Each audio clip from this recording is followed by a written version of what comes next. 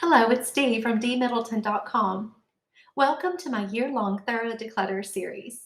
Today we will be discussing how to create a vision for your minimalist home. In my Declutter series, we declutter 30 minutes a day, 5 days a week. I will list those tasks near the end of the video. Today we'll be looking at one of my favorite resources, Lose the Clutter, Lose the Weight by Peter Walsh. If you would like to get this ebook free, you can get your digital copy by looking through my video description and clicking on the link. Now let's look at what Peter Walsh can teach us about how to create a vision for your minimalist home. When we declutter an area, here is how we want to tackle each one. Create a vision. We all are programmed to focus on what we want for everything. What do you want for your birthday? What should we eat for dinner? What furniture do I want for my living room? What's wrong with this approach? It almost always leads you to buy something. You're buying something that you hope will bring happiness or show that you're feeling love or concern. It too often focuses on how you can serve objects. How can I give this room what it needs, rather than how those objects should serve you?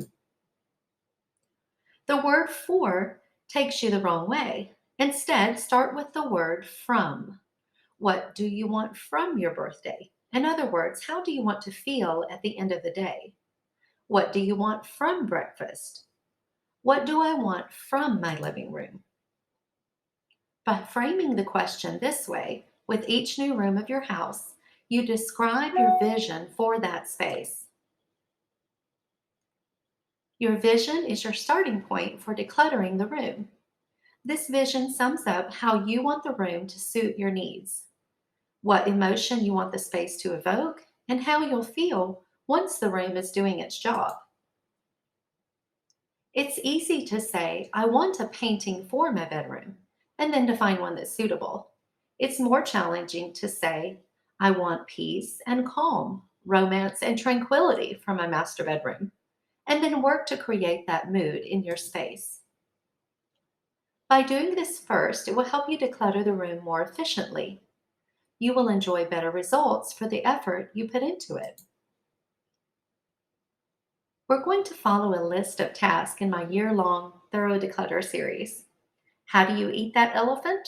One bite at a time. Each week, I've provided a list of tasks that will take you through each room in a deliberate manner. Some rooms require more tasks than others. Some tasks are easy, and some take more time and labor. At the beginning of each week, I'd recommend that you set out and look at the list of tasks and figure out how to divide them evenly over the week so that you have enough time for each. Take photos. Before you start on each area, take a picture of it. By looking at a picture of the clutter, you can review and look at one room from beginning to end, and you'll have a more detached and less emotional perspective. Afterward, you'll be able to enjoy your newly decluttered room even more once you've taken that after photo. You can use it as a side-by-side comparison. Down the road, when you're in the post-program maintenance phase, you'll also have photogenic reminders of how you never want your home to look again. Those excerpts were taken from the book Lose the Clutter, Lose the Weight by Peter Walsh. Now that we've looked at how to create a vision for our room, let's look at some of the benefits to decluttering. The first benefit is less stuff equals less to clean and keep organized. Number two, you'll have more appreciation for what you have. If you have minimal belongings, you'll care for them differently than if you had plenty at your disposal. Number three, decluttering means less chaos and stress. Minimalism has the benefit of lots of empty space, or in other words, more breathing room. Number four, decluttering means more money you get to keep.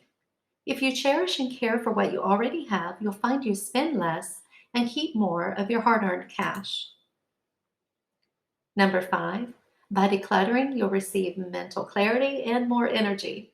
You get to do more of the things you love if you aren't constantly working to clean or care for a large amount of possessions. An added benefit to decluttering is that you can bless someone else if you have good items you need to rehome. Decluttering also means you'll shop more thoughtfully. You'll be more likely to only purchase what you really need if you are fully aware of what you already have. Like pulling weeds from a garden, you will appreciate the visual improvement your decluttering efforts created. It is gratifying to look over a job and feel a sense of accomplishment. By decluttering your home, you're creating visual and actual peace. Have you ever completed a task that involved a huge visual improvement? Time. Think of all the time it takes you to do a huge declutter. You will gain that time back if you don't refill the space you cleared. The reason for that is that it takes far less time to clean a space that is free from extra stuff. And then number 10, you'll enjoy more pleasant relationships with the ones you love who share your space. It is far easier to cuddle up with little ones and read a book if the books are neatly organized and there's a clean spot to sit and snuggle. What if you could eliminate the clutter for good? I designed this year-long Declutter series to help you slowly and permanently declutter your entire home.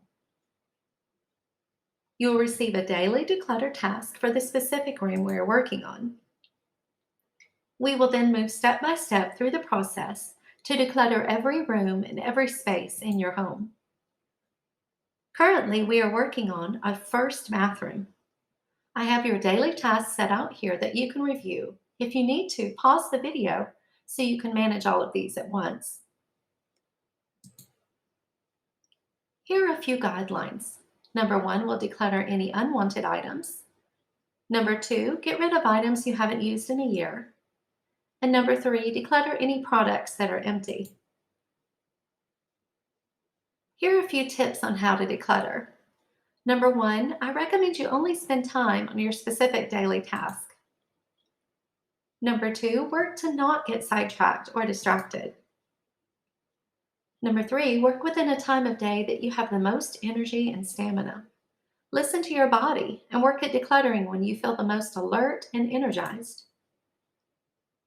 Number 4, avoid overthinking. Thinking too long about whether to keep or discard an item. This is one specific way you can be ruthless when decluttering. And then number 5, avoid cleaning during your declutter.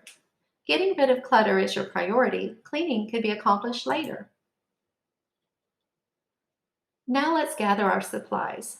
Here are some supplies you'll need for your declutter. Number 1, you'll need boxes, preferably ones you can donate. Avoid using plastic storage bins because you may be tempted to just store the items and never part with them. Number 2, grab some sturdy trash bags. And 3, you'll need a marker or a pen to label your boxes.